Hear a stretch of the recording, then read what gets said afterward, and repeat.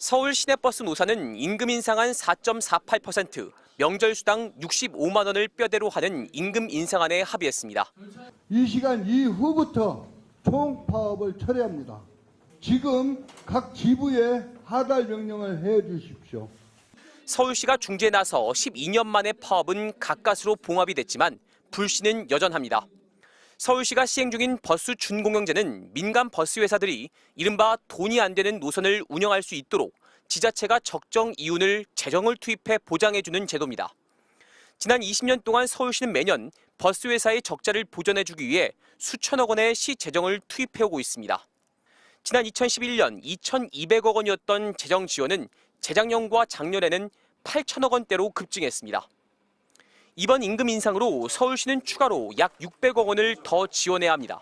임금 인상은 1% 정도 인상될 때마다 약 110억 내지 120억 정도의 추가 재정 부담 요인이 발생이 됩니다. 운송 수입만으로는 줄곧 적자지만 재정 지원으로 인해 서울시 버스 회사는 매년 흑자를 내고 있습니다. 재작년의 경우 서울시 내 65개 버스 회사는 716억 원대의 순이익을 올렸고 코로나로 인해 승객이 감소했던 2021년에는 772억 원으로 지난 8년간 최대 단기 순이익을 기록했습니다. 하지만 회사들은 이 수익을 임금 인상이나 재투자에 쓰는 데 인색합니다.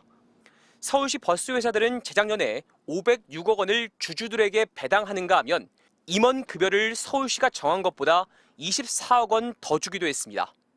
단기간 고수익을 누리는 사모펀드들이 준공영제가 실시되는 지역의 버스 회사를 잇따라 인수하면서 이러한 배당 잔치가 더욱 두드러지고 있다는 지적이 나옵니다. 그래서 사모펀드들이 그래서 들어오는 거죠. 서울시가 나가지 않는 이상은 무조건 보장을 받기 때문에. 이처럼 재정 부담이 늘어 결국 버스 요금이 인상되는 악순환에 빠질 수 있습니다. 서울시가 재정 보조금을 늘려주지 않으면 임금 인상이 되지 않는다라고 하는 굉장히 역설적인 상황에 빠지게 되는 겁니다. 이 제도의 도입 효과가 과연 지금도 유효한 거냐라고 하는 의문이 제기되고 있고요. 이에 대해 서울시는 당분간 요금 인상 계획은 없다면서 이익이 버스 회사에 집중되는 상황을 고치기 위해 현재 준공영제 두 번째 버전을 만들기 위한 용역에 착수했다고 설명했습니다. MBC 뉴스 이문현입니다. 나서지 못한 버스들이 차고지에 줄지어 서 있습니다.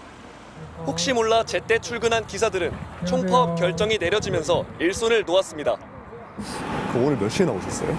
저는 3시 전에 나왔죠. 저희가 첫 차가 3시 45분이에요. 저희는 첫 차가 벌써 끝났어요. 지하철도 다니지 않는 이른 새벽 6411번을 타고 일터로 나가야 하는 시민들은 당혹감을 감추지 못했습니다. 새벽에 6시 밥 해줘야 되는데 버스 없으면 우리들은 진짜 없으면 곤란해요. 행여 늦을세라 택시를 잡기 위해 황급히 뛰어가는 사람도 눈에 띕니다. 급한 마음에 취재진에게 지하철역까지 태워달라고 부탁하는 시민도 있었습니다.